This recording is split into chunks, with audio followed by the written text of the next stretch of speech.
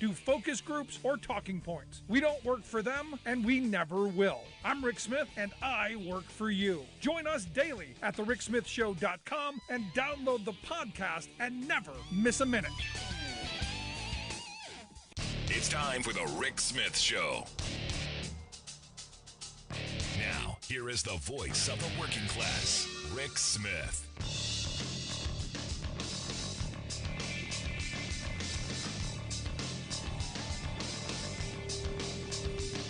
And welcome, brothers, sisters, working class heroes. This is the Rick Smith Show. Thanks so much for being here today on the big program. Lots to get to, lots to talk about. I got to tell you, starting this Memorial Day weekend, tragic, horrible, just in a 72-hour period, according to the folks at the Gun Violence Archive. Just in a 72-hour span, there were at least 14 mass shootings and over 300 shooting incidents across the country. It seems that our well-regulated militia is in desperate need of some regulation. It seems that the Memorial Day festivities in Oklahoma, a house party in Philadelphia, graduation ceremony in Alabama. I mean, you could go on. All across this country, our well-regulated militia not doing well. And as someone sent me, interesting question. Said a well-regulated militia attacked an elementary school, killing 19 students and 2 adults. If you want to argue it wasn't a well-regulated militia that attacked the school and instead an individual, then you already understand the difference between what the Constitution says and what you want it to say. And and I thought about that, and you go, there's some divide on what we want, what we believe, and what we want, and what it's supposed to be. And on both sides, you have extremes. I've got friends who should be no guns at all, and I'm not there. You've got people on the other side. There should be no restrictions on guns. No, nothing at all. In fact, everyone should have guns, and everyone should be carrying, and everyone should be afraid. And look, it's going to come out in legislation. And this is where the right does it much better than the left. Ohio, right now, as we speak, they're debating a piece of legislation in their House Bill 99, that is going to say any adult in any school can carry a gun as long as they have a whopping 2 hours of training. Count them. 1, 2 hours of training. Now, to be fair, that's 1-2 hours training than more than most gun owners have. So it's something. But here's the interesting point. What we're seeing coming out of Uvalde, Texas, the fact that the police department waited over an hour before they went into the school. And I got to be honest, I don't know why that whole police department hasn't been fired. I don't know why they haven't walked all of them off the job and posted job applications for all of them. Maybe could have brought some teachers in that. Teachers are going to have some summer jobs because evidently, we're going to give them guns and they're going to be able to stop this because evidently our police department not doing such a great job. But I look at this, and oh, by the way, if I could just take a step away from that for a second. The Uvalde Police Department and the school district, the school district police department, evidently no longer cooperating with the probe, in the investigation into the shooting. Wait a second. You mean the police aren't talking to the police? Which goes back to what I tell my kids all the time. You never talk to the police. It's not in your interest. And even the police evidently know this because they know they're wrong. Now, I go back. The right does this so much better. Whopping 2 hours of training. 2 hours of training. We're going to put, oh my gosh. I'm thinking about, go back to your own school experience and then think about all of the adults that were in that building. Now imagine all of them having guns. Let that play out for a second. And then imagine what they would do in a moment of crisis. Let that spin for a second in your head. And now imagine Ohio wanting to do that throughout the entire state and thinking somehow that's going to keep us safe. Because again, it can't be the gun. It's not the fact that we're not a well-regulated militia. We're not regulated at all. Now Democrats are going to try and move some legislation. We'll see. California's got a piece of legislation I think is interesting, that they want to go after gun companies' marketing. Smart. It's what they did when they went after the tobacco companies. Tobacco companies were marketing to children. Because, I saw this picture today on Twitter of a mother taking her infant who couldn't even crawl and lining the infant up with a sniper rifle. I mean, the kid has no idea what it is. I mean, couldn't be more than 6 months old. And posing the child with a sniper rifle. You want to talk about grooming? That's grooming. But this piece of legislation that they're talking about in California would go after these companies that are marketing to children. You go, they don't market to children. Yeah, they do. It's Assembly Bill 1594, if you want to look it up. But the article I was reading on it pointed out that there's a Utah company called We1 Tactical, WEE1 Tactical. And We1 Tactical, like wee little one, like a wee child. We1 Tactical makes a product called the JR-15. It's a ripoff. It's a smaller version of the AR-15. Their tagline, their promotional pledge, is it looks and feels just like mom and dad's gun. It's a smaller version of the AR-15 for kids, targeted specifically for the kiddies, because you want to look like mom and dad, so that you can have those cute photos like Thomas Massey and Lauren Boebert and all the other gun fetishists. Because, what does a 5-year-old want more than anything in life? A gun like mom and dad, so they can go kill stuff. Classmates, maybe. Now, look, I'm not an anti-gun person, but this seems a bit much.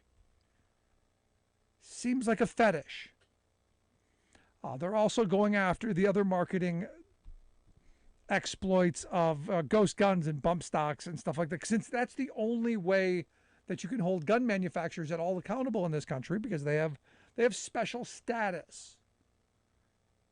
You can't sue them for any of the crimes that are committed with their guns, but maybe this is the way forward.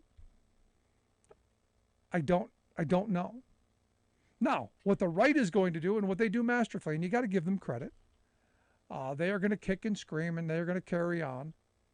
Mo Brooks, for instance, was on Fox News saying that he opposes any restriction on guns, even the military stuff. No restrictions, because they're going to need them. They're going to need them to take back the country. And you go, are you calling for armed insurrection? I mean, is this a not so veiled call to the fetishists to take up arms and water the tree of liberty with the blood of tyrants and patriots? Is this what this is, Mo? Because it kind of sounds like it. And again, the left doesn't do this kind of stuff as well. I think they're getting a little bit better. I mean, I think the Beto thing, I think some people are finally fighting the fight where they have to. But the right does this so much better. And I point to, someone sent me this group from Missouri, the Show Me State. And please, Missouri, show me you're not crazy. But it's this group called the Liberty Alliance. Because who could be against liberty? But they claim that they exist solely to fight for conservative values wherever they are under attack. And what they've got is a map of Missouri. And in there are places where they've put little pins and little addresses so that concerned conservatives like themselves can find the woke-tivists. Because evidently the woke-tivists they're out to destroy the great state of Missouri. Now, I look at this and I'm going, I don't quite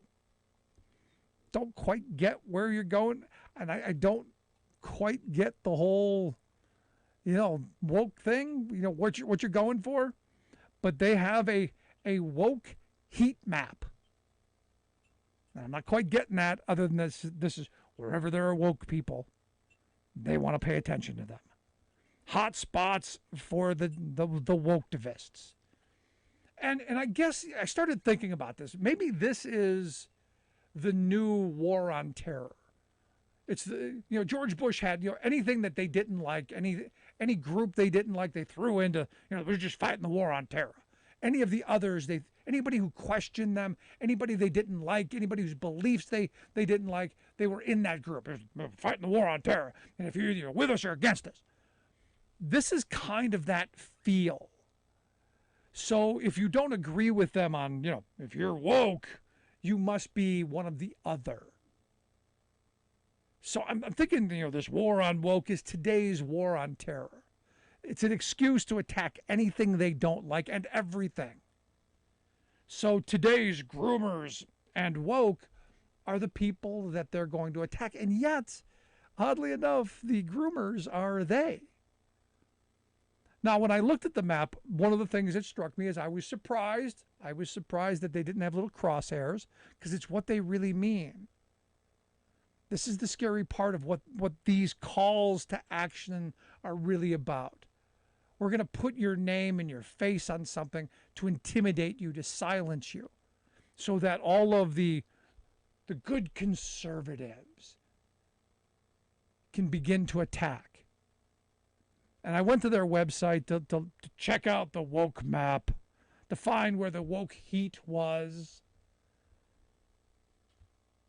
And I looked up what the group was. It's a young guy looking for a job more than anything, and to spread some hate. But they said that the group was formed by a group of concerned citizens in order to give Missourians a place to stand together, to promote conservative principles, and to bring about positive reform to our state. We're committed to fighting the reckless embrace of socialism. The others. And believe in true conservatism. They never say what that is.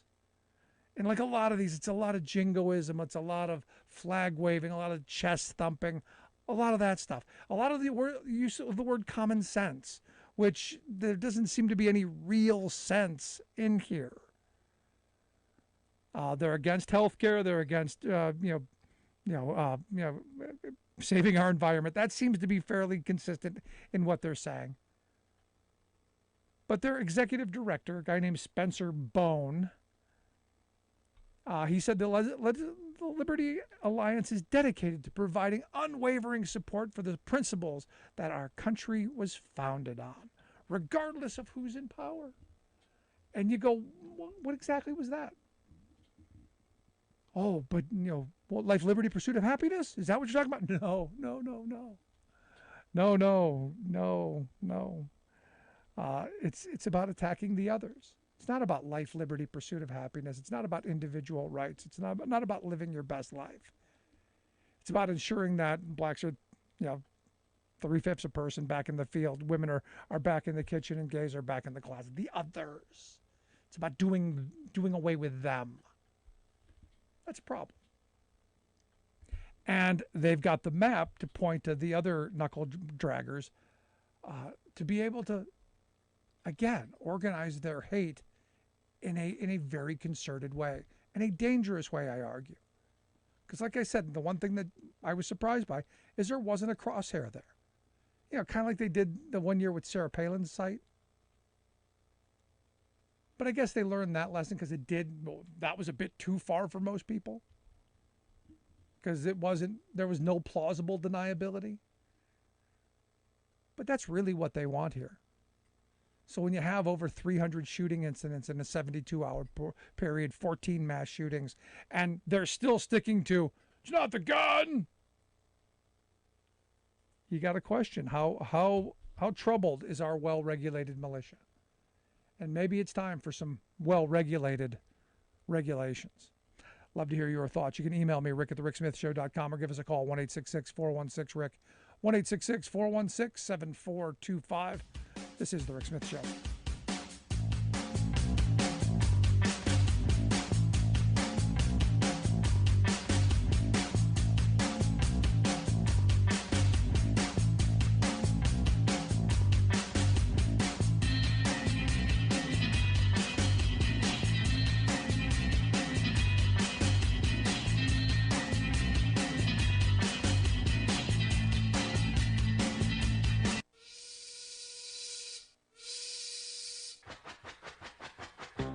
If you're a fan of the show, you've heard our Labor History in 2 segments, and you can hear them on the radio pretty much anywhere in the U.S. Labor history has never been more important than it is right now.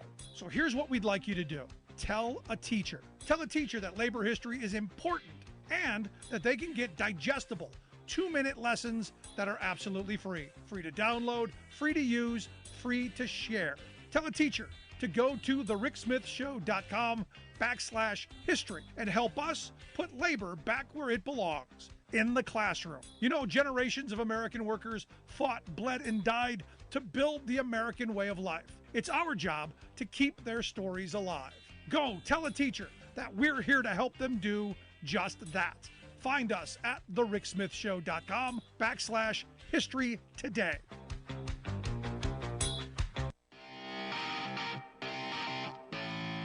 Welcome back to The Rick Smith Show. Now, here is Rick Smith.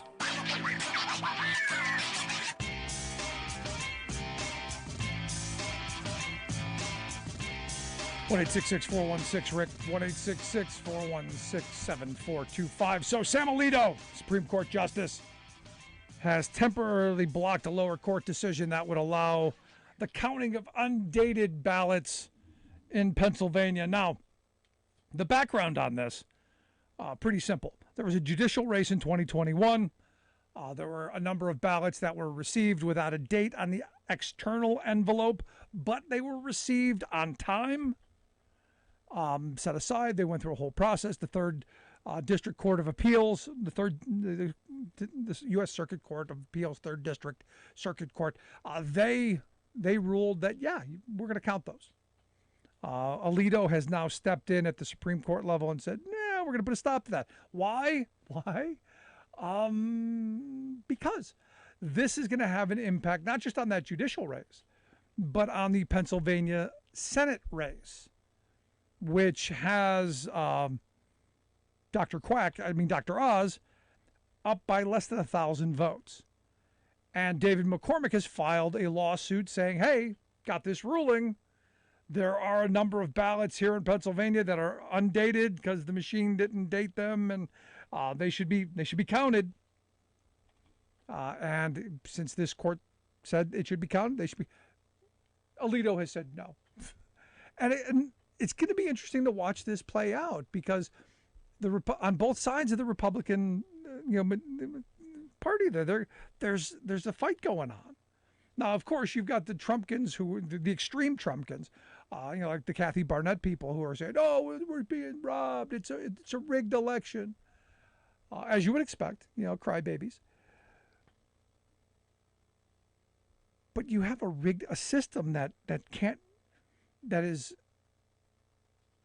really troubled because there are things that need to be addressed that Republicans will not address because to their core, they don't want mail-in ballots. They don't want people voting. They want to limit the number of people voting. It's kind of frightening on a certain level. And interesting. And going to be interesting to see where Alito comes out in this because, at the end of it, what does Sam do? Now, you go, why Samuel Alito? Well, he's the person who is responsible for emergency requests from the 3rd District. It was just where it was going to go. He didn't jump into the middle of it. There's nothing nefarious here. It's how the system works. But, kind of makes you wonder, doesn't it? Kind of makes you wonder how this goes. But, we're talking less than 1,000 votes. This could swing the balance of this election. And then there can be more fights and more claims of illegitimacy, and let the fun begin. Let's quick take a call before we take break. Alice on line 1. How are you today, Alice? I'm good, and how are you? I'm doing. What's on your mind? I just want to say, the Republican Party, I'm just sitting back watching them because they're scrapping and clawing and trying to cut each other's throat, and I'm just sitting back going, yeah, okay. Somebody decide who's what, because y'all just are real interesting. I mean, it's insane. And, and then you have Abbott down there in Texas trying to claim, he didn't know anything, and poor little him, and nobody can still get the straight answer on what happened, really. So I think everybody's thoroughly confused. That's the point, though. That's what they want. I think they knew exactly what was going on. I think they went and they blamed that teacher for propping the door open, knowing that the door wasn't propped open. I think they were trying to put blame everywhere than where it was supposed to be. I agree with you. And then, of course, the part that gets me is instead of saying, my God, these kids and the teachers were the victims, you got Abbott going, I'm being victimized. I was lied to. It's like, oh, as usual, you got to be the victims. But you have a good evening. Thank you, Alice. I appreciate it. No, and that's the infuriating part of this. It's all about the distraction. It's all about, got to keep it away from the real issue. And the real issue is, how did this kid get this gun so easily? Why do we have such lax regulations or none? And I had this conversation over the weekend, and someone said, well, you want everyone registering their guns? I'm like, yeah. They do it in other countries, and people still have guns. I don't want people losing their gun rights, but you know what? This idea that I can have as many guns as I want, unbeknownst to anyone, seems silly. And the whole analogy with the cars, we register our cars. Nobody's coming for the cars. And look, I would be one of the first ones in line to say if they were actually coming to grab the guns, no. But I think having sane regulations in place that people register them so we know who's responsible for them. There is some training component when you get it, where you actually know how to use it, that you're actually accountable for that weapon, and that when you hand it off to someone else, there's a transfer, there's a trail, that it just isn't, you can't just sell it to someone in a parking lot. There's a problem with the way we do this stuff. And you go, well, there's so many guns underground. Yeah, because we've got a broken system. We've got an insane system. And I know there's people go, no, we can't. That's a slippery slope. No, it's not. It's a sane slope. And it's how and I know. We're not going to stop all the shootings. And we're not. We're never going to stop all of them. There are some shootings everywhere. Even Switzerland, I think, had one or two. But doing nothing is just insane. And it's our fault. Love to hear your thoughts. Email me, rick@thericksmithshow.com. Also, make sure you grab the podcast. Always available, always there at thericksmithshow.com or wherever you get your podcasts.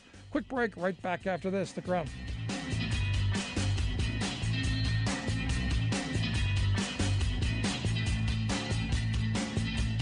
I'm Rick Smith, and this is Labor History in 2.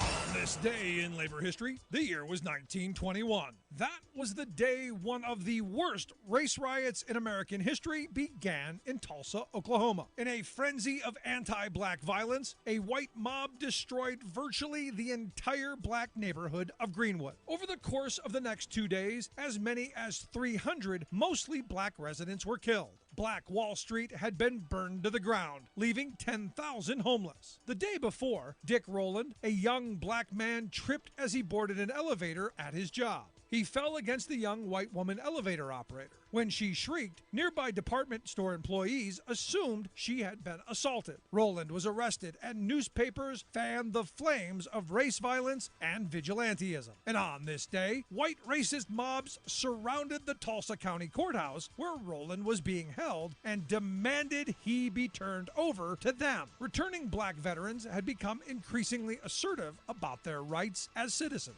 They marched to the courthouse armed in an attempt to prevent Rowland's lynching. When the vets refused to disarm in the face of the demands by the white mob, gunfire ensued, touching off 16 hours of fighting that literally decimated the community black workers and professionals had built up over the course of decades. The National Guard was called out, mainly to disarm and round up black residents of Greenwood. Witnesses reported that Greenwood was bombed from the air by police and by Sinclair Oil Company planes. The history of the riot was buried for more than half a century. It would take until 1997 for the Oklahoma State Legislature to set up a commission to uncover the bloody details, which produced a 200-plus page report and recommended millions in reparations. Labor History in 2 brought to you by the Illinois Labor History Society and The Rick Smith Show. Republican politicos are all over Joe Biden for failing to stop inflation. Perhaps you wonder, though, what these squawkers would do if they were in charge. No need to wonder. Just look back to 1974, when Americans were being pummeled by price spikes that topped 12%, nearly double what we're enduring today. But by gollies, President Gerald Ford and his Republican contingent in Congress met the challenge head-on with a new magical program of economic uplift they called WIN, Whip Inflation Now. But it was nothing, just a political slogan with no magic and no action behind it. Price controls, antitrust action? No. GOP Inc. didn't want to offend, much less punish, corporate titans for a little profiteering. So they shifted the blame for inflation to consumers, demanding that families just say no to price gouging. Ford himself went on national TV, urging fellow citizens to join him in buying, quote, only those products and services priced at or below present levels. The core of the Republican program, then, was telling hard-hit wage earners to battle the monopolistic behemoths of big oil, big pharma, big food et al. On their own, by simply refusing to pay inflated prices for the gasoline, medicines, groceries, and such that, hello, they had to have. As a reward, everyone who signed a form promising to be an inflation fighter was sent a nifty win button, indicating their patriotic participation. Sure enough, Americans responded enthusiastically, with an avalanche of ridicule. Even Ford's top economic advisor was whopper-jawed by the GOP's idea that the substance of their policy was a political button. It was surreal. I said to myself, this is unbelievable stupidity.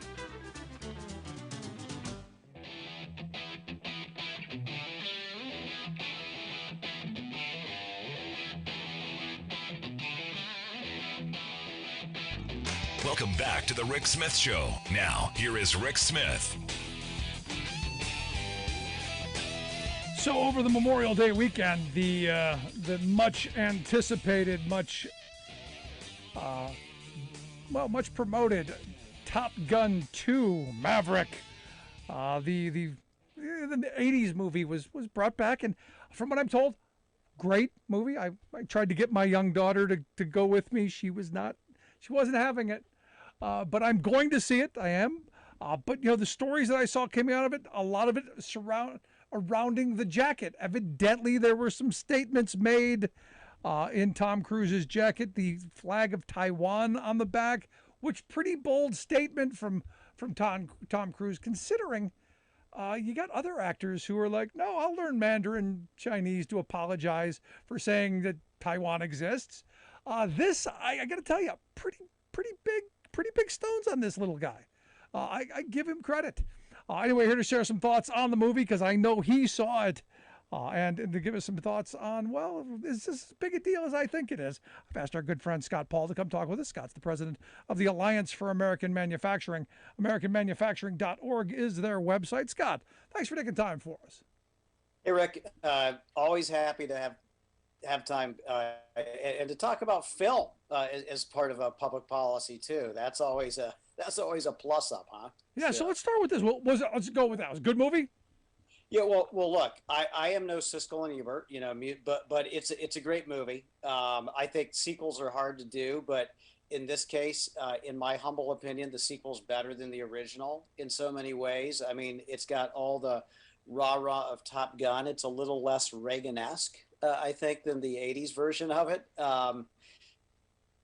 And Yeah, it's a crowd pleaser. It's a really really good movie. And as you pointed out, like many films, it hasn't steered clear from international controversy. I guess primarily because of the role that the Chinese Communist Party censors play today in so much Western entertainment and social media that's trying to get into China.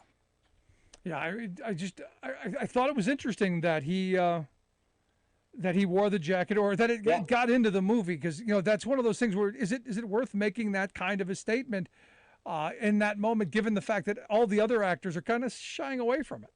Yeah, that's exactly right. And so this is Paramount, so it's not a small studio, right? And big name star, probably the biggest name star in the United States, Jerry Bruckheimer, probably the one of the most successful, if not the most successful director of popular movies.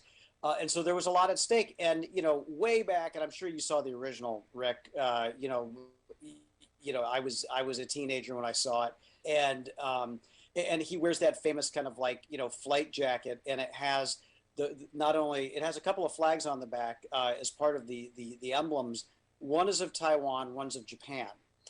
And so, interestingly, this movie was going to come out a couple of years ago, but the pandemic pushed it back. But there was a trailer for this movie in 2019, and very astute observers noticed that when you could see Tom Cruise in the flight jacket, that they had changed the flag of Japan and the flag of Taiwan, and they had converted it into something completely different to try to appease the Chinese censors, right? And they also had a big Chinese investor in this movie at the time, Tencent, which is, the equivalent of a Fortune 500 company, a very huge company in China. But as it turns out, Tencent pulled out of the movie, and Paramount and Tom Cruise and Jerry Bruckheimer basically said, you know what?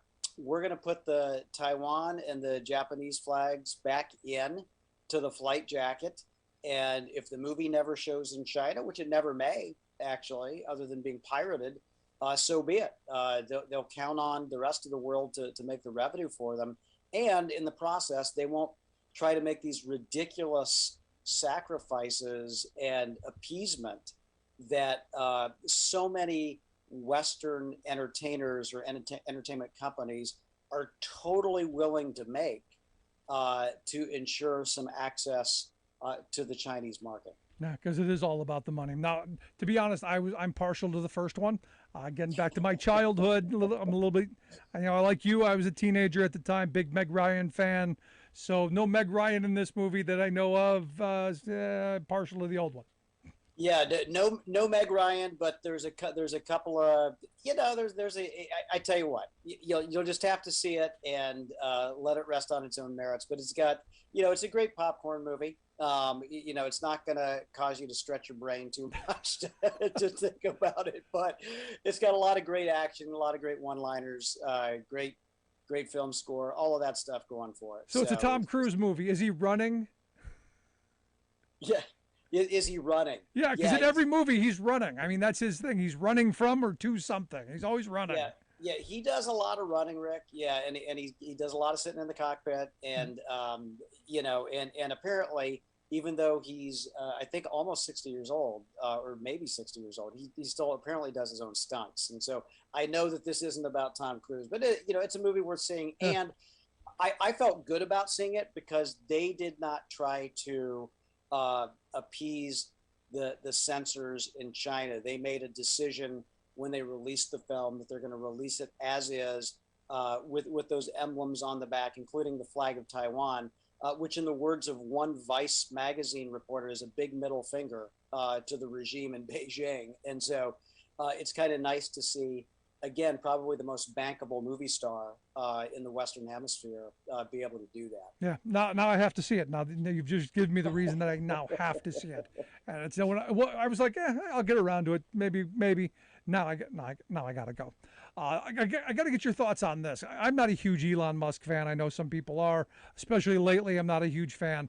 But the Chinese, there's a report coming out that the Chinese military researchers are talking about destroying his satellite, this Starlink satellite, because of they believe that it's a huge problem for them because they believe it's a weapon. I'm curious your thoughts.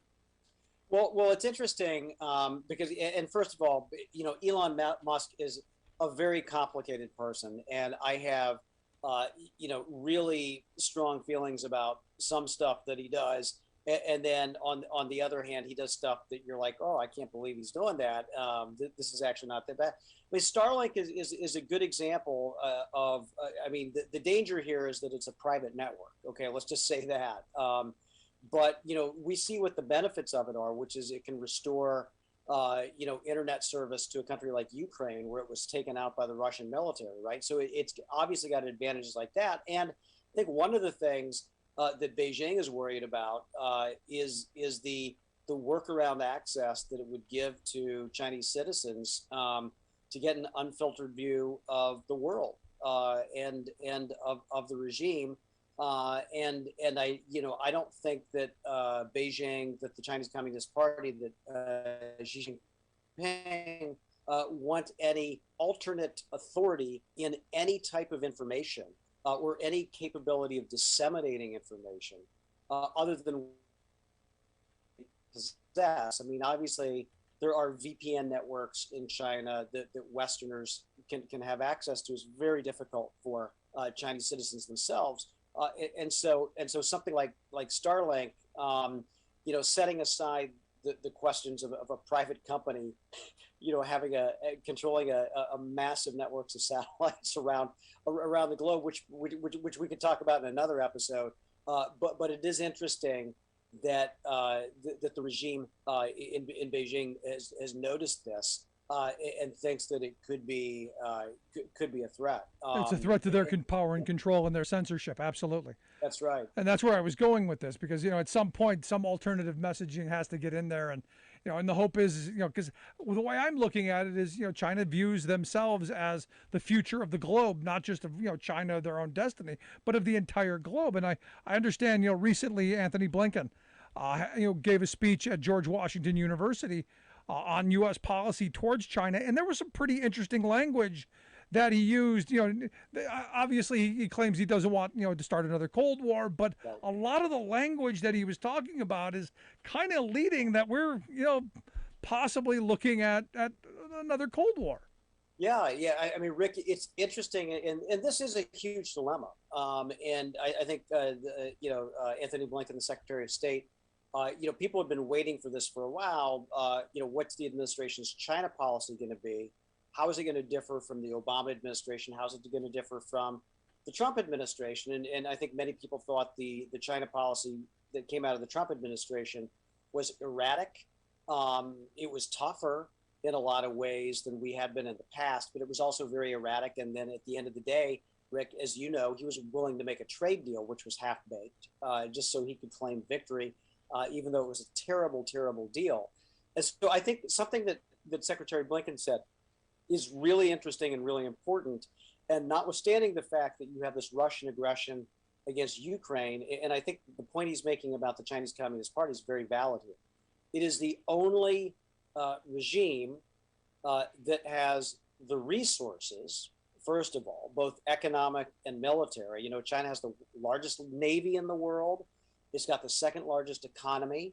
It will pass the U.S. economy on a GDP basis probably within the next 8 or 9 years or so.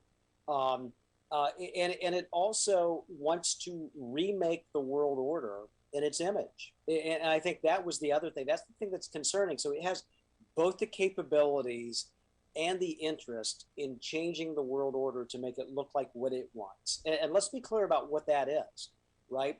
It is an authoritarian government, fundamentally, where they could, there is no dissent, where they're even within their own country, they're trying to make it as Han Chinese as possible, rooting out Tibetan culture and Uyghur culture and religion and everything else like that. So we have to be very clear about that. And any sort of hints towards democracy, like what they've done in Hong Kong most recently. And so I think this is really critical. And you bring up the right point. Is this going to be a Cold War or not? In a way, we've been in a Cold War, except for we've been funding China, which is the difference, right? I mean, we didn't fund the Soviet Union in the 50s, the 60s, the 70s, the 80s. In fact, we helped to fund our allies around the world, some of which were horrible regimes, some of which were democratic, to try to take on that. But in this case, we're actively, through our trade policy, financing what they want to do. And how much sense does that make? And so I think that when you frame the question that way, you have to say, shouldn't we have an economic policy that allows us to be less dependent on critical goods coming from China? Everything from PPE that we have depended on during the pandemic to a lot of the critical minerals that are going to go into our clean energy economy. We need to find other sources right here in America and among our friends, because so much of our economy, unfortunately, way too much, is really dependent on imports from China right now. Yeah, but here's the thing. You're listening to the Rick Smith Show here with Scott Paul. Scott's the president of the Alliance for American Manufacturing. Make sure you check out the work that he does over at AmericanManufacturing.org. Fantastic stuff. But you said three things. You said no dissent. You said they have a nationalistic, China first kind of, ideology and authoritarian, government mindset. I'm looking around here. There's a political party here at home that, no dissent, nationalistic, authoritarian, that seems would kind of be okay with that, being in line with that kind of a mentality, which is why I don't know that I'm seeing the kind of pushback that I would like to see, given the what we've been talking about for over a decade now with the direction that we're going. None of this is new, Scott. We've been talking about this, that this is where we were going to end up, and yet here we are, and I'm still not comfortable where we are with the kind of response that we're getting from our elected leaders. So the question I guess I have is, are our elected leaders lining up to go, yeah, we've got to do this and we got to do it now? Or is this, no, we need them, profits and all of that? Yeah, you're right. There is this deep division. It's probably more stark among Republicans than it is among Democrats right now. But it is real. And on the one hand, and I think this is the interesting thing that you're bringing up, you have a Republican Party where the last president was actually, notwithstanding the tariffs that he put on Chinese products, was much more friendly towards authoritarian governments, right? I mean, with Putin, and others that I think makes a number of other traditional Republicans a little more uncomfortable. At the same time, you have that element among the Republican parties, and unfortunately some Democrats that listen to the big corporations that say, we're making so much money in China, and we're so dependent on it, and your constituents are getting these really cheap, mess that up right now, particularly when, we're in an era of inflation. Again, setting aside the fact that what people are paying more for is fuel, is housing prices, airline tickets, stuff that has nothing to do with trade with China at all. Nothing to do with that. And everything to do with a lot of other factors going on around the globe. And so there will be a reckoning for all of this. Do we keep the tariffs? Do we not keep the tariffs? That's a question that we're going to be asking and answering in the coming months, because there's going to be an investigation about this. And we'll see whose side people are on. And I will say so far, the Biden administration has been on the right side of this. They've kept the tariffs in place for the most part. and as Secretary Blinken outlined, they want a smart, strategic, tough policy with respect to China and to find ways to get some of that stuff that we need so desperately out of China. But you think about this, Rick, just for a second, like Apple. Here's a company that has invested hundreds of billions of dollars, hundreds of billions of dollars in China to build up a supplier network. They will not go willingly. They will not go willingly and want to leave. And so, you're going to have Apple, Tim Cook, and Xi Jinping basically on the same side here on an issue. And so it's going to be a tough one. Yeah. But the right thing to do for American workers and for our for human rights is going to be seeing some of that delinkage and building up other supply chains that respond to some of our other policy goals like climate, as well as our ethical and moral concerns as Americans. Yeah, we've got a lot of work ahead of us, and it's going to come down to us as working people to hold the line and to push, because you're right, the CEOs, they're not going to give up their profits and their cheap exploitable labor. They're not going to give that up easily. You're so right. Scott, I appreciate the time as always. Great stuff. You bet. Thanks so much for having me on, Rick. Appreciate it. Anytime. Our good friend Scott Paul, president of the Alliance for American Manufacturing, AmericanManufacturing.org, their website. Make sure you check out the work that they do. We'll get links out on social media. Quick break, right back. Remember, if you miss any of the program, grab the podcast. Always there, always available, wherever you get yours, or just go to thericksmithshow.com and grab it from there. Quick break, back after this.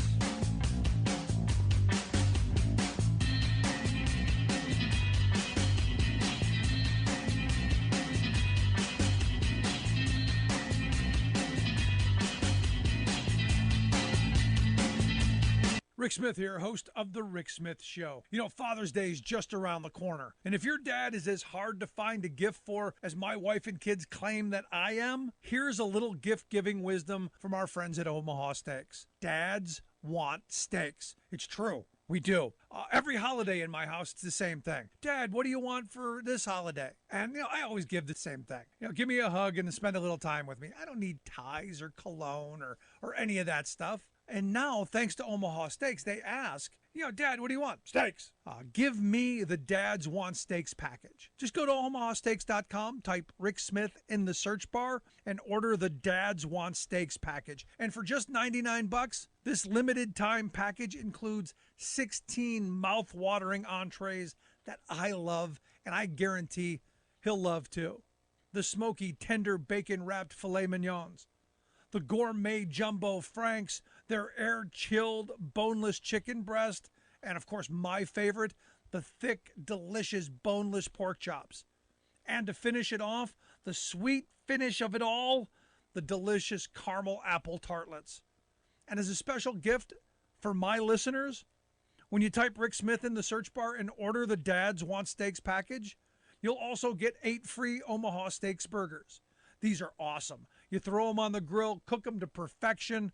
These burgers are full of bold, beefy flavor, made from 100% Omaha steaks, and now they're bigger than ever, a whopping 6 ounces. So this Father's Day, don't wait. Send Dad more than just a gift. Send him an experience he'll love and can share with you. In fact, don't just order one. Get 2 Dads Want Steaks packages. One for him and one he can share with you. Just go to omahasteaks.com and type Rick Smith in the search bar and get the Dads Want Steaks package. You won't regret it. I guarantee it. You're listening to The Rick Smith Show, where working people come to talk.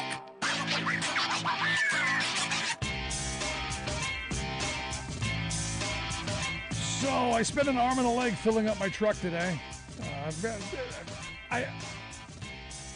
I was hoping they would take blood, but they don't. They don't take blood. And the price of fuel going to continue to go up. In fact, the price of gas, they say, has now hit an all-time new record. The average retail price now $469.19. That is up from the $417.8 a month ago. 52% higher than a year ago, they're saying. Now, Europe has agreed to phase out Russian oil. They're going to wean themselves off of that, which, get ready for it, which means, yes, gas prices going to go higher, which means that we could be paying the same gas prices the rest of the world. Because, look, we've been spoiled for a very long time. Our gas prices are really low compared to the rest of the world. When you look at the UK, you look at Hong Kong, you look at the rest of the world, they're up in the $10 a gallon range anyway. But that didn't stop Jim Jordan today from tweeting out, Americans are seeing $8 gas in some parts of the country. I haven't seen that. Haven't seen $8. But he says it's only getting worse. And Joe Biden still refuses domestic production. Unbelievable. May I remind him that he voted against the oil and gas price gouging bill. In fact, all Republicans voted against the oil and gas price gouging bill. All of them. And to Jim Jordan and everybody who seems to think that Joe Biden can just flip a switch and increase production, let me know when we nationalize the oil companies, and then we can say that. When you say that Joe Biden needs to increase production, you just sound dumb. Because Biden has no control over what private corporations do. But what we do know is the private corporations like Shell made $19.3 billion in pure profit off of you last year. BP made $13 billion pure profit off of you last year. ExxonMobil made $23 billion pure profit off of you last year. Chevron made $15.6 billion pure profit off of you last year. Profits wonderful because gas prices are high. Why? Because they want them high. Because you know who can increase production? Shell, BP, Exxon, Chevron. You're getting the picture, not Joe Biden. Joe Biden's got as much chance to increase production as I have of getting a kitchen spoon and digging in my backyard. Not going to happen. Now, Jim Jordan knows this. Jim Jordan knows that Biden has no control over this. Jim Jordan knows that there are thousands of oil leases out there. There are leases out there that these companies have been sitting on for years. He knows this. He doesn't care. He doesn't care that he's going to lie to us. He knows this is a game. He knows this is about making you angry. And he's giving you someone to be angry at. This is about feeding the outrage. He understands that you need someone to be angry at, and election time's coming. They want to win elections. So who do they going to be angry at? Going to be angry at the opponents. That's what this is about. It has nothing about bringing the production down. Because again, where's the legislation? Show me the policy. Because these are policymakers. If I wanted outrage candy, I would listen to right-wing talk radio. If I wanted misinformation, I would listen to the F channel on TV. If I want policy, if I want something to actually get done, supposedly Jim Jordan is who I'm supposed to go to. But increasingly what we're finding out is most of these people, they're just trying to get jobs over at the F channel. Look at Trey Gowdy. Look at a lot of them. Congress seems to be like an audition for their next gig. Because Paul Ryan is right. You used to have to actually be something, do something, know something to get in Congress. Now you just have to, look like someone cares about you on social media. We're in very interesting times, folks. And again, it comes back down to you and me. It comes back to us holding these people accountable. And when people say dumb stuff like, Joe Biden should increase production, slap them down with some sanity. KCAA Loma Linda, 1050.